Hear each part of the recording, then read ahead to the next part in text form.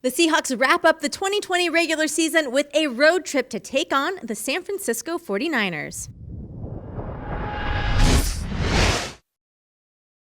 What's going on? Jackie Montgomery with your Week 17 game preview.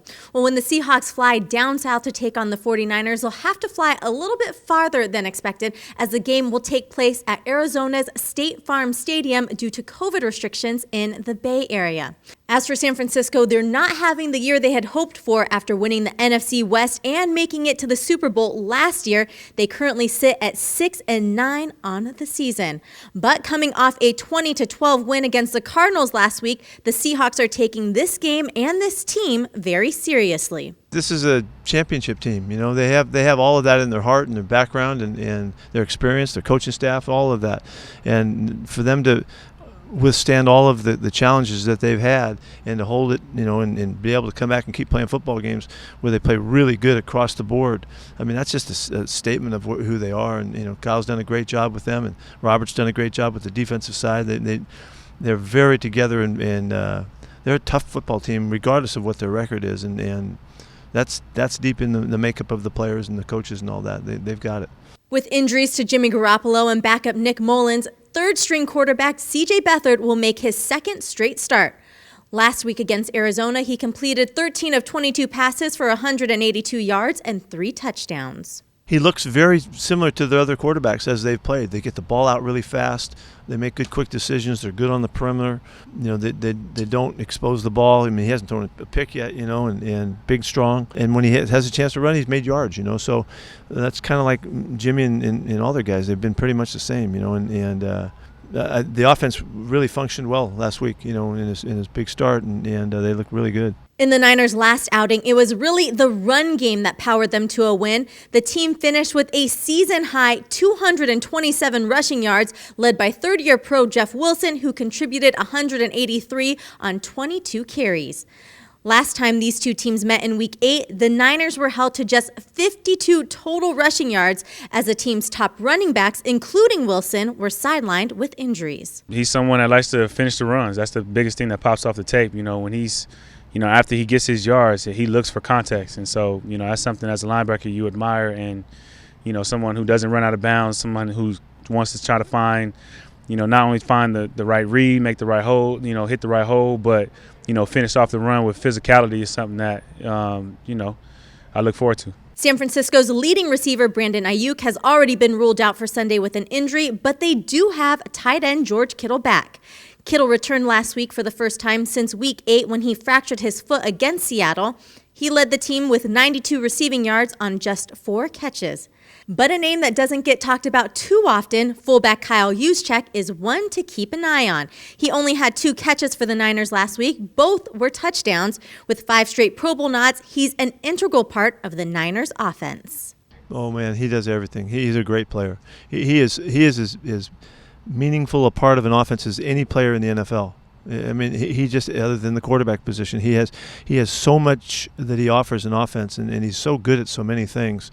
I think he's in the Pro Bowl for the 5th or 6th time or something in a row, you know, I mean, because he's the only one doing what he does. He's that special. He can play tight end. He can be out of the backfield. He can lead, you know, on all the blocking principles that they have. He can carry the football. He's good in the red zone. He's good in short yardage.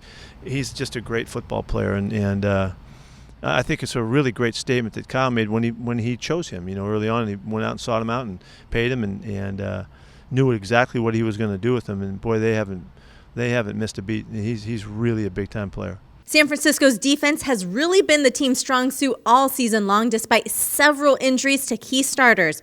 They rank top 5 in total passing and rushing yards, but they are allowing teams to find the end zone, giving up an average of 24 points per game. One player who has been a game changer is third-year pro Fred Warner. The linebacker was just selected to the first Pro Bowl of his young career, and in the last game, he showed why he deserved the nod.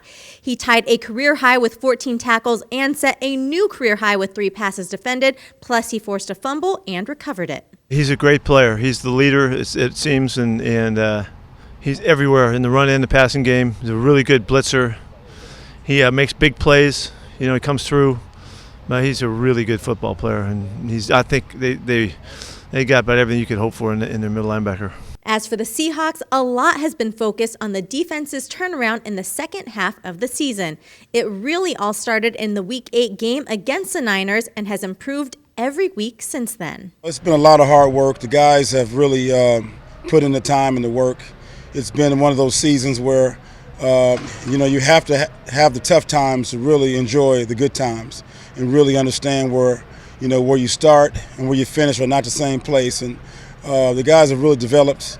They've really come into their own. Everybody has a great understanding of what their role is. They have a great vision of the type of team and type of group they want to be.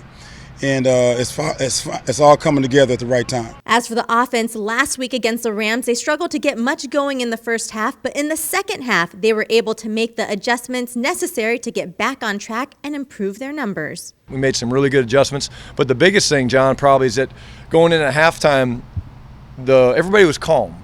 I mean, nobody was in a panic. Nobody was worried. We obviously had not played our best football, but we talked through some of the issues as a staff. We got some things cleaned up that we wanted to get cleaned up, and we went out and the execution just went to a different notch. Playing a great defense, sometimes it takes you a little while to get going, and the more you run plays and the more you figure, okay, hey, this is how the players instinctively figure out better ways to block things, and we as a staff figure out, okay, they're doing this, so we need to go to that. And Russ will always play big in big moments. I mean, he's just going to do that, but it wasn't just him. In the last meeting with the 49ers, rookie running back DJ Dallas got the start, with Travis Homer the only other back on the game day roster. Despite being thin at the position, the Seahawks finished with just over 100 yards rushing.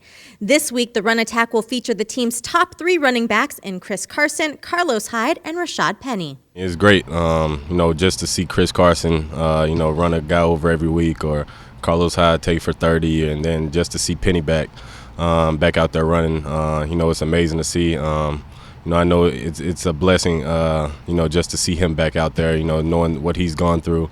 And I know he's worked real hard in rehab. So, we got a 3-headed monster back there. One thing to keep an eye on is the Niners' kicking situation. Kicker Robbie Gould and long snapper Tabor Peppers have both been placed on the COVID-19 list. Former UW Husky kicker Tristan Vizcaino was signed to San Francisco's roster this week. Vizcaino has never kicked in the NFL. Well, just a reminder, the Seahawks do have a small chance of taking the NFC title. They would need a win against San Francisco and a loss by Green Bay and by the Saints to do so. Kickoff is set for 1:25 p.m. Pacific, and you can watch the game live on Q13 Fox.